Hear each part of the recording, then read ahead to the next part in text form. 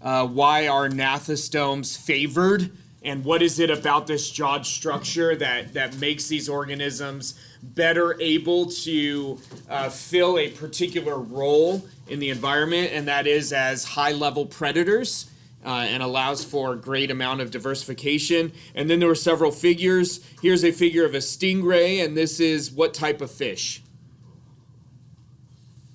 This is a chondrichthyon, okay? Chondrichthyes is the class. And then our final two groups, and these are all vertebrates, these are all jawed fishes, but these are our last two groups of jawed fishes. This right here is an actinopterygian, and this right here is a sarcopterygian. Actinopterygii means ray-finned fish. It actually means ray-winged fish, but it's referring to the fins. And so if you look at these fins, all you're going to find are skeletal rays, bony elements. There are no muscles inside of these fins. Here you have sarcopterygian, which is fleshy finned or fleshy winged fish. And if you look in these fins, you're going to find musculature in addition to the skeletal elements. That's what differentiates those two types of fish from each other. Okay? Now, just to give you some context, the idea is that tetrapods evolved out of this group of fish, the fleshy finned fish or the fleshy winged fish. Why does that make sense, knowing a little bit about their biology now? What do these have that these don't have? Yeah, Allison. Yeah, musculature within the appendage itself, right? Here, you're like, how do these fish move these fins if they don't have musculature in there? There are still muscles associated with it, but the muscles are inside of the trunk, which actually makes it really nice to clean this type of fish because you cut the fins off and there's nothing really there to eat anyways. And then all of the musculature is inside. Here we have musculature within the limb, if you will, which is how tetrapod limbs are constructed. I don't know if you knew this or not, but we have muscles in our arms and legs. Okay, it seems you did know that. That's good, right? We're starting in a good place together. And so the idea is that we came out of this group. That's not the only reason why. But another reason why, I'll give you some additional reasons why. These you find much more commonly in freshwater deposits that are the right age in the fossil record to have given rise to tetrapods. Okay? Also, I don't know if you knew this or not, but fish have a structure called a swim bladder. Any of you ever gone deep sea fishing? You ever reeled up a fish and there was something in its mouth and maybe its eyes were bulging out of its head a little bit? And so fish have a swim bladder for maintaining buoyancy. It's a gas-filled structure. And so when they rise up in the water column, the pressure drops. Right? You all have experienced that pressure being under a column of water. Well, as you pull something up through the water column, the pressure drops. And when the pressure drops, a gas-filled object expands. And so their swim bladder expands and sometimes pushes out into their mouth, sometimes pushes the eyes a little bit out of the head. And so most of your actinopterygians, they use the swim bladder the way you would typically expect a swim bladder to be used, for buoyancy. Okay, this gas-filled structure. The sarcopterygians are living sarcopterygians. They don't use the swim bladder that way. You have some that are called lung fishes. They use it as a lung, as a breathing structure, where they'll gulp air into their swim bladder and use it for gas exchange. You're like, maybe this is where lungs came from, right? And then those that don't use it that way, they just kind of fill it with fat. You have some sarcopterygians that are really deep fish. They thought they were extinct, and by they I mean everybody thought they were extinct, and then people have been fishing for them in the Indian Ocean for decades, but nobody had ever documented it. But they have their swim bladders just full of fat, and so it doesn't function in buoyancy anymore. All right? So these are some of the ideas why we propose that tetrapods came from this group of fishes and not this group of fishes. All right? Lecture break time. And I know it's pretty early for a lecture break, but I want you to do something. Okay? It's not going to be long. I want you to, without looking at any notes, without looking at any of the slides, but you can work with other people. I want you to try to come up with as many groups of fish as you can, and as many taxa of fish as you can at any taxonomic rank. 60 seconds, starting now. Go for it. Go.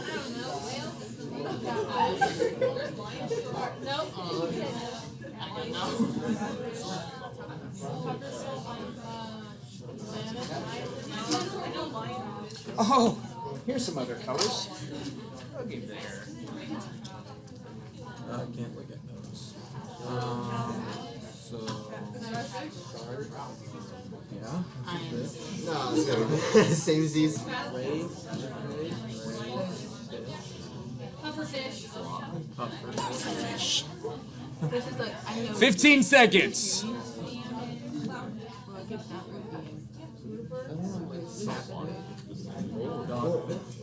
What is it? There's a such thing as a dog. Where you lying? No, I'm serious. I'm serious. Dog? Yeah. You know catfish, right? I know catfish, but like, I didn't know there's such a thing. Yeah, a little All right. Okay. Bring it in. Bring it in. Okay. So, first of all, we've been spending our time talking about which phylum. What phylum are we in?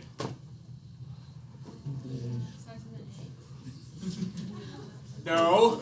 It starts with a C. Chordata. Okay.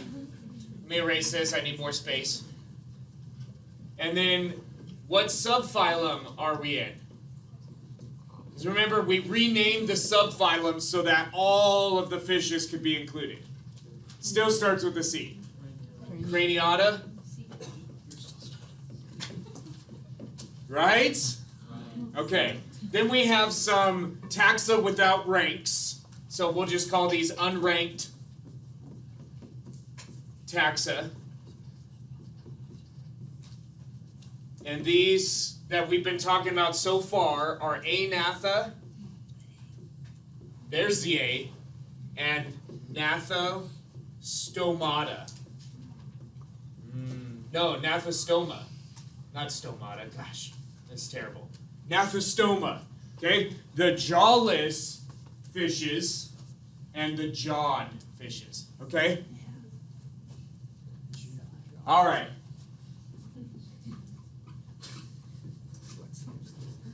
By the way, there's a reason why I'm working you through this activity. You know, just putting that out there. There's a reason for this, okay? Because this is something I expect you to be able to do and to communicate about. All right. So what are some of the taxa y'all talked about? I heard a few groups say whales. Don't do it. Don't do it. I know historically there was no distinction between whales and fishes because they were just all these, creatures of the deep that you could use and exploit for resources, but don't do that, okay? Although phylogenetically, and we'll talk about this in a little bit, whales are fish, but it's very complicated in how that is, and they are super derived. But phylogenetically, we are also fish. Okay? So whales are fish in the same way we are fish. They are not fish because they live in water. They're fish because they evolved from fish, if you're going to root all living things back to a single ancestor. Okay? Anyways. All right, what are some of these groups? Trout. Love it. Okay? So trout is at the level of family. Okay, so that would be a family taxonomic rank. Good. What else? Salmon, love it also. Same family as trout. Salmonidae is the family, and trout and salmon, they're all in there. Yeah. We're missing some ranks in between unranked and, wherever. But that's okay. We're going family. So, we go phylum, then class, then order, then family. But it's okay. It's all right. We're getting some taxa. What are some other groups? Sharks. Okay, now we have something that is almost at the level of class. Okay, this is at the level of order, maybe subclass, where you get sharks. Yeah, Autumn. Okay, you could do a distinction that way, certainly so, although those aren't taxa, but you could definitely classify them that way. All right, so let's do classes. Okay, let me just give you the classes of fish that you should be familiar with the names and the organisms within it. Okay, now this is going to be starting ideally, if you're going to root all fish back to the single ancestor, which I don't think you should, but if you're going to, which is how the textbook presents this, these would be in order of starting with the most primitive, moving to the most derived. Okay? The most primitive.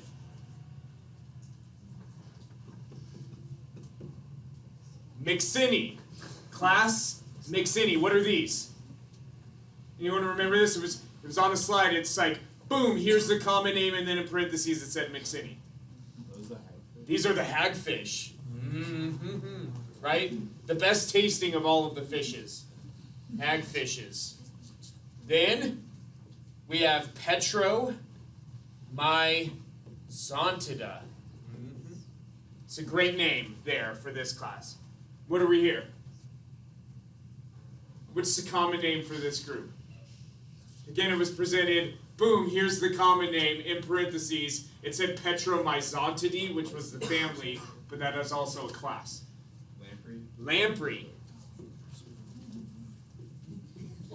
And so, why are hagfishes considered to be more primitive than lamprey? What are they missing? Yeah. I feel the hagfish, because they're generally found in like the deep ocean, they don't have as complex of a body layout as the lamprey. Certainly not, and they're missing. Yeah, they certainly have a more simple body plan, and they're missing something big, which forced us to rename the subphylum. They're missing a vertebral column. They have a persistent notochord. Right? Which one does? Myxini, the hagfishes. Okay? I'm going to put in some fossil groups here because why not, right? We're having fun here. Everybody's having a good time. You're like, Dr. Engel, put as many of these classes on the board because I'm loving this. I'm going to eat it up. Ostracodermy. And I put the common names, but they're the ostracoderms, right? Those heavily armored, still jawless fishes. Still jawless. Right? Remember that? We have our two living groups of jawless fishes, and then we have one extinct group of jawless fishes, the ostracoderms. Okay?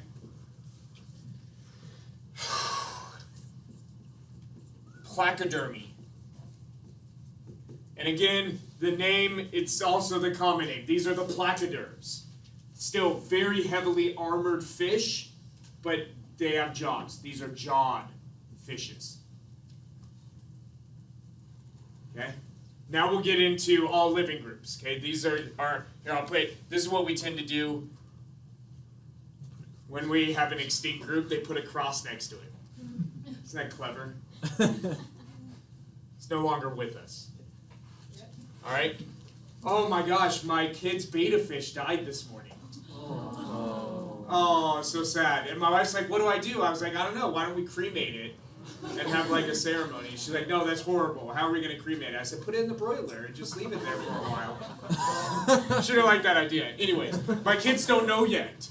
Except for our 3-year-old, because she was there when we discovered it. The other two, they don't know yet. So you guys maybe could pray for them.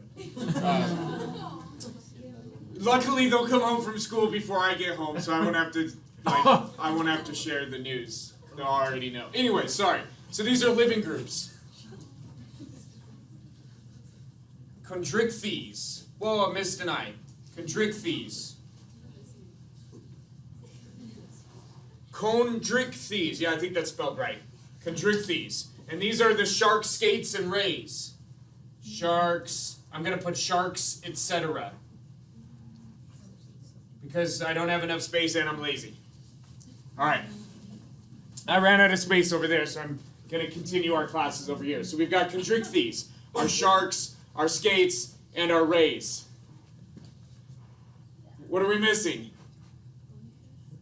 What's that? No, we had the slide where there are two different groups, and I was like, these are commonly referred to as the ray-finned fishes, and these are commonly referred to as the fleshy-finned fishes, or winged, because that root, terris or turra, I don't know exactly what the root is in Latin, but it's wings. But anyways, fins, wings. Actinopterygii.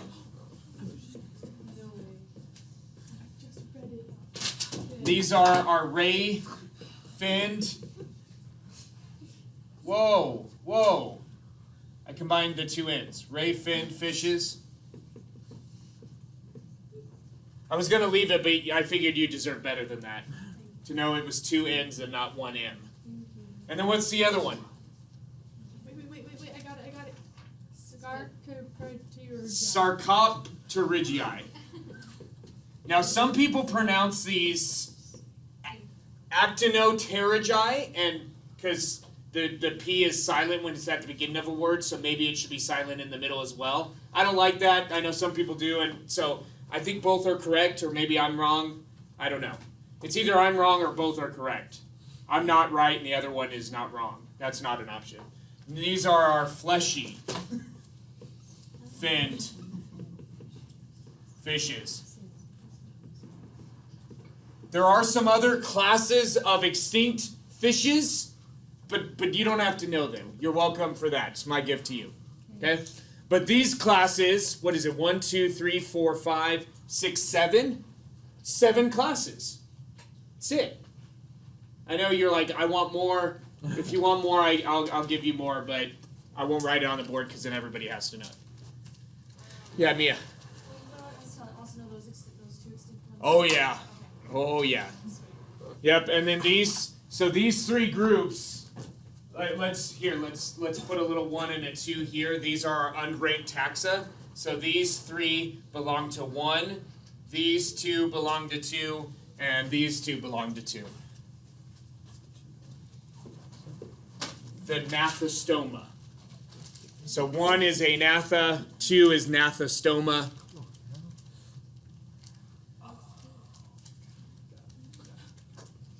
All right. That's good stuff, right? All of this to get to our very first framing question of the day. Framing question numero uno. All right, here we go. What happens as a frog develops, and why are they restricted to moist environments? I know this is a question that's just been eaten at you probably your entire life. Have you ever eaten frogs?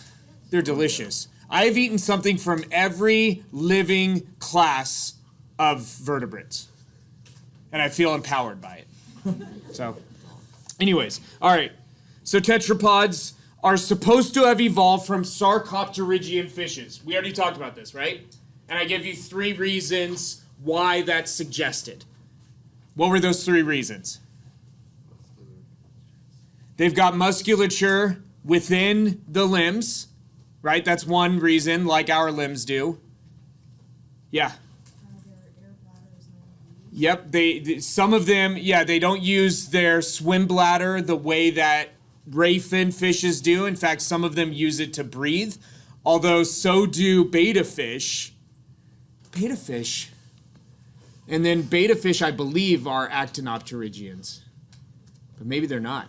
Anyways, I was going to say that, but now I don't even know. Now I'm embarrassed. And then there's one other one. There are many freshwater forms that are found in the fossil record, basically when you would expect tetrapods to have evolved from them. Okay? All right. Let's talk about some of these freshwater fossil forms. First one, genus Tiktaalik. Genus Tiktaalik. Fish that has some tetrapod characteristics. For instance, it has digits. So it has fingers within its fins. It has a movable neck, which I don't know if you knew this or not, but fish don't tend to have necks right? If they want to move their head around, they kind of have to move their whole body in that direction. A very robust rib cage that looks like it spent time on land where gravity was an issue, and it has lungs, and we find it in the Devonian. Okay, again, at a time in which you would have expected tetrapods to have evolved from fish, because this is a little bit before you start finding tetrapods. It's actually now a little bit after, but anyways, when it was first found, it was a little bit before when you first start finding tetrapods. Tiktaalik is really interesting because they found Tiktaalik predicting where it would exist. So they had tetrapod fossils, they had fish fossils. They believed that tetrapods came from Sarcopterygian fishes.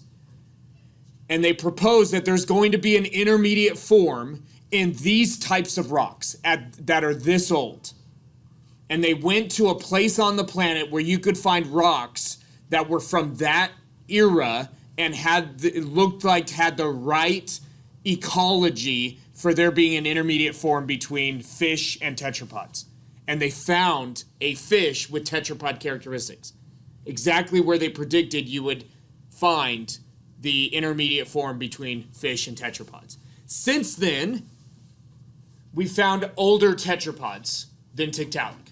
So now it's like, it's a little bit too old, but maybe it existed for a long time and it just got fossilized later. But it's younger than some of our tetrapod forms. Anyways, okay, so this is a fish with some tetrapod characteristics. Okay, Ichthyostega, this is a genus of tetrapods with some fish characteristics. For example, it has a fish-like tail and breathes using gills, at least seems to have breathed using gills. We don't have any living ichthyostegans, so we don't know. But it looks to have breathed using gills. And so now we've got a tetrapod with some fish characteristics. Fish with some tetrapod characteristics, tetrapod with some fish characteristics. Looking like you are moving through the process of developing tetrapods out of Sarcopterygian fishes. Now again, this story is not that neat. There are tetrapods that are older than Tiktaalik. But anyways, it was kind of interesting that they hypothesized they would find the intermediate form in these rocks. They went there and they found it. Okay. All right, so these are like your early tetrapods. This is an early tetrapod. This is a fish with some tetrapod characteristics. Now, this question is about a frog, right? Where do frogs come from? So modern amphibians, like frogs, show up in the Jurassic. And you all know, you see Jurassic, and you know that's that second period of the Mesozoic era, right? We've talked about this. And they basically show up in a number of forms, modern forms, all at the same time in the Jurassic. But they're believed to have evolved from several early tetrapod groups that may have included Ichthyostega. Now, frogs, like other modern amphibians, do not have shelled eggs. They lay eggs that are similar to fish eggs. They've got this gelatinous material that surrounds the embryo, and so they lose water if they are not laid in water or in an incredibly moist area. And so this keeps frogs tied to incredibly moist environments. And the idea here is this is how the early tetrapods would exist, right? They are using terrestrial environments, but they are still heavily tied to moist environments. Where have you heard a story like this before, right? Where we move from aquatic forms to land forms that are still heavily tied to moist or aquatic environments, and then you start to gradually develop more and more and better isolation from water. Plants, right? Yeah, exactly. I mean, it's the same story that you have in the plants and at the same place in the fossil record. When you start finding plants on land in the fossil record, you start finding vertebrates on land in the fossil record. Okay, basically at the same time, right? Plants you're now finding on land, vertebrates you're now finding on land. Now it's also the first time you have any deposits that look like they were deposited on land, right? So it's like, if there were things living on land before that, we wouldn't get them because these first time we start finding evidence of environments on land. Okay. All right, most frogs, not all frogs, but most frogs hatch as tadpoles, right? These aquatic larvae that use gills to breathe, have a postanal tail, and feed on algae, and then they go through a metamorphosis into adults. And the idea here is two things. One is that amphibians, like frogs, represent what likely the original tetrapods would do, right? Where their larvae are aquatic, their adults are terrestrial. But they also that they are representing what happened in the evolution of tetrapods, right? That you start aquatic and then you move into a terrestrial existence. Well, our living amphibians are still demonstrating this progression from aquatic to terrestrial. Again, the story is not super neat because we've got a whole bunch of modern amphibians showing up at the same time in the Jurassic with no real clear idea of where they came from. Then they're so different that we can't even propose that they came from a single group. And in next week, I think we'll start talking about the mechanisms of evolution, and we'll talk about when you have a group that looks like it came from multiple ancestries. It's just it's just a really strange thing, and it looks a lot like you have separate creations. And this is what modern amphibians are. They look like they came from separate ancestries. All right? Any questions about this? So we used a discussion of frogs and modern amphibians to give us maybe some clue as to how Ichthyostega and some other early tetrapods may have lived.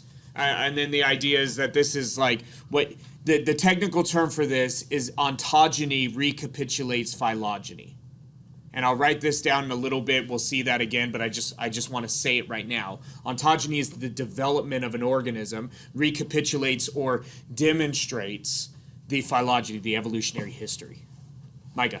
What idea are we supposed to understand when we see the Tiktaalik having tetrapod characteristics? Yeah, well, so do some modern fish.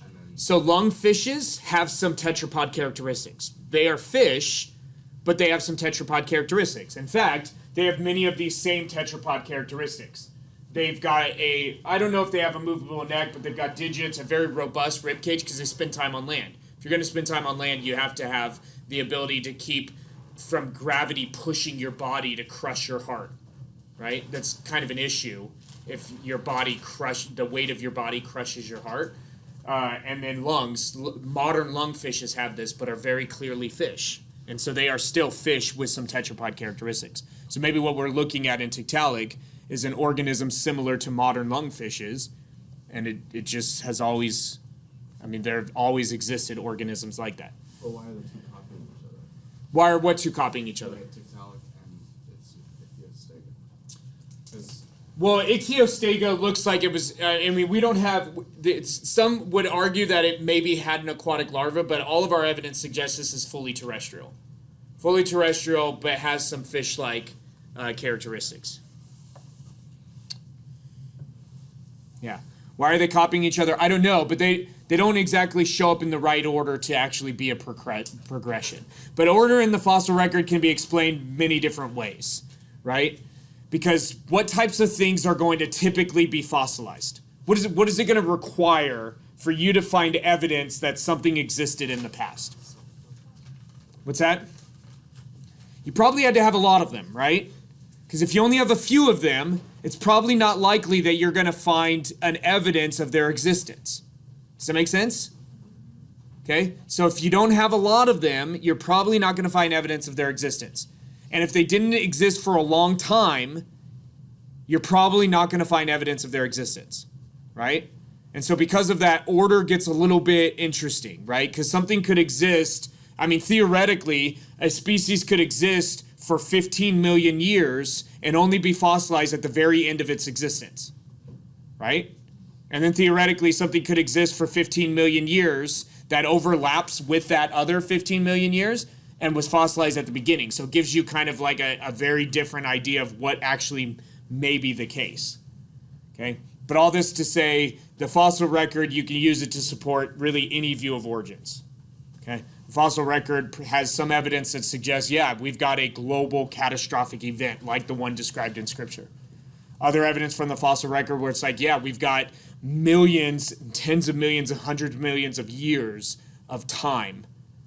In this case, you can find some evidence for both of those ideas in the fossil record. The fossil record's not a slam dunk for either. Molecular biology, another story, which we'll talk about next semester. Emerson. Oh, I got nothing. You got no, oh, I thought you had, No, I was like, oh, okay. All right. So here are some pictures. Here's an artist's representation of Tiktaalik. It's not a snapshot. Okay. This organism is extinct. It's an artist's representation of Tiktaalik. Okay. Something that spends some time most of its time in water, but probably could move around on land. Again, like modern lungfishes. Y'all should watch some YouTube videos on lungfishes. There are places where they build houses out of bricks made from dried mud. But lungfishes, at the end of the rainy season, will burrow down into the mud when the puddles start to dry up, and will kind of not overwinter, but will overweather the dry season.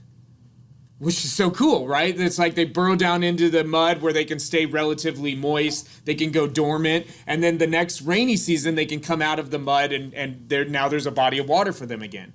But when you take this drying mud and you use it to build bricks and then build houses with, sometimes there are lungfishes in your bricks. And then you get a heavy rain and it triggers the lungfishes to come back, right? To leave dormancy and come back to an active lifestyle, and they start coming out of the walls in your house. It's awesome. It's just awesome. You can find videos of this. It's great. So here's a frog for you. Australian green tree frog. It's a figure out of your textbook, and I included it because I thought it was cool. Here's a juvenile frog in the process of going through this metamorphosis. Already has its 4 limbs. Okay, when your tadpoles are really young, they don't have these 4 limbs, but it still has its tail. And some of these frog species that live in temperate areas where the water freezes over every winter can take 2 years or more to complete this process of metamorphosis. So in places like northern Michigan, Minnesota, the Dakotas, where you've got these bodies of water that freeze over in the wintertime, you can find a lot of these frogs at various points in development. You find a lot of frogs with tails and tadpoles with legs. It's kind of cool. It's fun. All right? Okay, now this is our real lecture break. I know we already did a lecture break, but that was kind of like a real quick lecture break. Anyways, here's our real lecture break. So what I want you to do is this. If organisms do not share ancestry, so if all vertebrates don't root back to a single vertebrate ancestor, okay? So if all vertebrates don't root back to a single vertebrate ancestor, which is the conclusion that you would make reading Genesis 1 through 11 as a historical event, which I think is the proper way to read Genesis 1 through 11. So if they do not all root back to a single vertebrate ancestor, why does that story provide such great predictive power? Right? So if it's not true, if all vertebrates don't root back to a single ancestor, if tetrapods did not evolve from fishes, but rather were created as several different groups of tetrapods, why does that story that they did provide such predictive power that you can go to a place on Earth and find an organism that looks like an intermediate between fish and tetrapods? If that story is not true. All right? I'll give you 3 minutes for this one because it's a heavy question. And I want you to really think about this and come up with a solution to this issue. All right? 3 minutes starting now.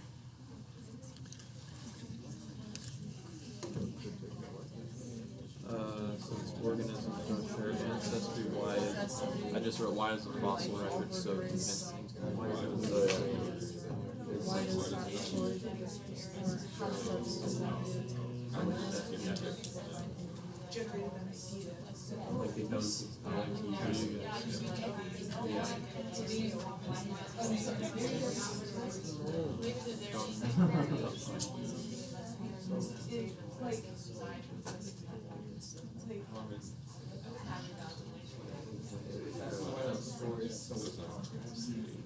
I would say one.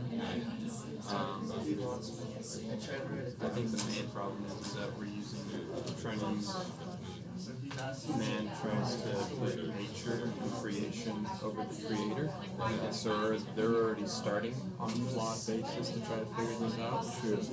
And so their whole worldview changes instantly. And then, what's it called? Like, fossils record doesn't tell you how old fossil is. It just tells you there is a fossil. Yeah. And it existed, but it doesn't tell you when and where it lived. Yeah, and yeah, I also think that as well with that, you look at a global flood, which even I think people, that happened even in evolution, that there is a global flood. There was a global flood.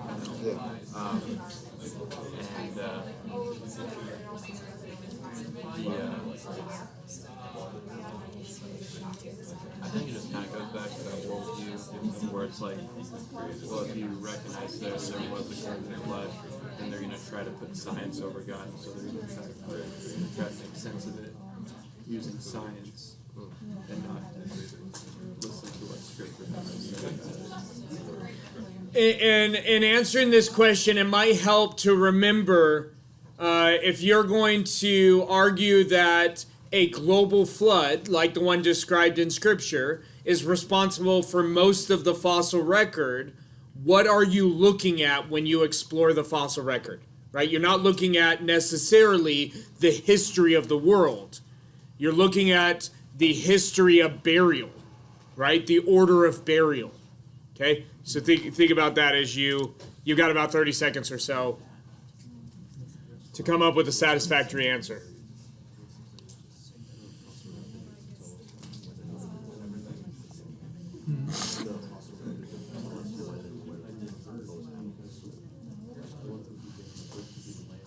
What makes you say that? You just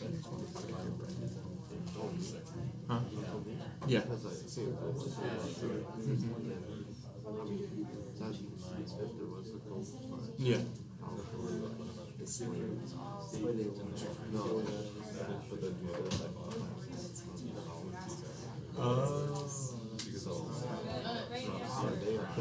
Yeah. That's a good point. All right. What do we got? What are our ideas? Right? Because this is very compelling. I mean, if you just sit down and somebody were to try to convince you that tetrapods evolved from sarcopterygian fishes, and they tell you this story, it's compelling. It's a compelling story. So what do we got? And remember, we don't need to turn everything into an evidence in favor of a young Earth creation, right? And we don't need to turn everything into evidence in favor of what Scripture teaches about origins. What we do need to do is provide alternative explanations that are reasonable and feasible, and then emphasize things that are truly evidence for a young Earth creation, including that what Scripture claims to be is revealed truth. And so what it says is basically the best evidence you have at your disposal. Just telling you that. I've told you that before in response to what you all have written on exams. I think on the first exam, only one person used the Bible as evidence against one group evolving from another group. Feel free to use that as an evidence. It is the best evidence that we have, because Scripture claims to be something that our dominant ideas from science can never claim to be. And that's revealed truth from the Creator himself. All right, so do we have an alternative explanation that is reasonable? Yeah, Allison. Well, the animals that appear to be transitional forms have the same maybe environmental requirements as other animals that they supposedly evolved from, so of course we find them in the same place. Well, absolutely, right? So Tiktaalik, if it's a freshwater fish that's capable of living on land, whether it is an intermediate form between freshwater fish and tetrapods or not, you should be able to predict to find it in rocks that are going to represent that type of environment, right? a freshwater environment that often dries up. Okay? And so you should have been able to predict that you would find Tiktaalik there regardless of what your view of origins is. Okay? Yes, there's some predictive power to the idea or to the story that Tiktaalik is the intermediate between Sarcopterygian fishes and tetrapods, but that's only because that is dependent upon the environmental capacity to facilitate that change, right? That change cannot happen independent of the environmental features, right? Many of you picked up on this and have talked about this on your exams, right? On the most recent exam, there was a question of what does it take for a seed plant to evolve from a seedless plant? And nearly everybody talked about that the environment has to encourage that change, right? That change cannot happen independent of the environmental push for that change. We okay? Right? So it cannot, that change is not independent of the environmental urge for that change to happen, right? So that story is dependent upon environmental differences. Okay? And the environmental differences, this is the idea behind a global flood. Again, what you are seeing is not a history of life on Earth. What you are seeing is the order in which ecosystems were buried during a global catastrophic event. Okay? And so you should have been able to predict that you would find an organism like that regardless of what your view of origins is. We'll see again examples of where the dominant story has great predictive power, but only as far as the environmental need to develop that kind of change, right, predicts that something should exist there. Make sense? Okay. All right. What makes an amniote special? What makes an amniote special? I'm glad you asked. Thank you for actually offering up this question because it creates some great discussion. So first we need to describe what an amniote is. Amniotes include reptiles, birds, and mammals. So all tetrapods besides amphibians are amniotes. Amniotes, like our plants in our story that are more isolated from water, gymnosperms and angiosperms, amniotes aren't as attached to water as amphibians are. Again, just like in our gymnosperms and angiosperms, our seed plants that had two main structures, pollen and seeds, amniotes have two main structures to prevent desiccation. First, a shelled egg. A shelled egg. And so this shelled egg comes along with extra embryonic membranes. There are 4 of these: the amnion, the allantois, the chorion, and the yolk sac. Have you all heard amniotic fluid? This is a fluid within the amnion. Okay, we are amniotes, and so we have these 4 extra embryonic membranes. You're like, we don't have shelled eggs. That's true. It's because we have live birth. There's a physical connection between the mother and the developing embryo. So that's suspend the embryo in amniotic fluid. So this is one thing that you would need to develop in order to get an amniote. Now this is what's interesting is it's a little bit different than getting seed plants from seedless plants. This is something novel. You're like, well, yeah, but they already have eggs. Yeah, but this is something novel. The shell is actually deposited onto the egg by a completely separate structure. The egg forms after the ovum is fertilized by the sperm. But the shell is actually applied by a completely unique structure. Anyways, keratin in the skin is the other big feature that amniotes have.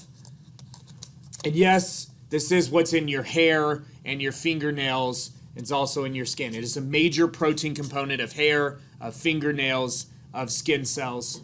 Yeah, hey. Just a quick question, because there are 2 species of snakes that actually reproduce live births. So Oh, yeah. be considered amniotes? Yes, absolutely. In the same way mammals that give live birth are still amniotes. Yep. You bet. I mean, that's just cool. Watching a snake give birth. It's a powerful image that you will never, ever forget. Ever forget. That might not be something you want to watch a video on. All right. So relative to early tetrapods and living amphibians, would you expect a lot of diversity in amniotes? Why or why not? So relative to early tetrapods and living amphibians that are heavily tied to water, what would you expect about the diversity within amniotes? Would you expect it to be more than that group, less than that group? And this is both historically and now in living forms. So really the question is, what do we see in plants? Are seed plants more diverse than seedless plants? Absolutely, at least in modern environments. It hasn't been true for all of the fossil record. In fact, the Mesozoic is heavily filled with ferns and other seedless plants. All right, so what do we expect? We expect more diversity in amniotes than living amphibians and ancestral. And you find that, okay? In both historically, in terms of the fossil record, and in living forms. There are about 5,000 living species of frogs, although that number is plummeting. And I don't know how many living species there are of salamanders, but not a ton. And then of amniotes, we've got reptiles, birds, and mammals. There are about 5,000 species of living mammals, about 7,000 species of living birds, and then there's like 5,000 species alone of snakes and lizards. And crocodilians, I think there are only like 13 living species. But anyways, collectively, it's more diversity, although not a whole lot more. Seed plants versus seedless plants, modern, I mean, it's not, they're not even comparable. There are hundreds of thousands of living seed plant species, right? Versus maybe dozens of seedless plant species. No, hundreds, but not hundreds of thousands. So there's more diversity, but not like what we see in plants. So here's an amniote egg, here's the shell, and then here are our 4 extra embryonic membranes: the amnion, the yolk sac, the allantois, and the chorion. Now, 2 of those, these are all grown from the embryo. They're called extra embryonic membranes, but they grow from embryonic tissue. And in mammals, the chorion and the amnion function to form the embryonic contribution to the placenta. And then the mother's tissue forms the other portion of the placenta. All right. Just, I don't know, bonus information. Okay. Any questions about this? So if you were asked this question of let me state it exactly. What makes an amniote special? How would you answer it? Give me a concise answer to this question. What makes an amniote special?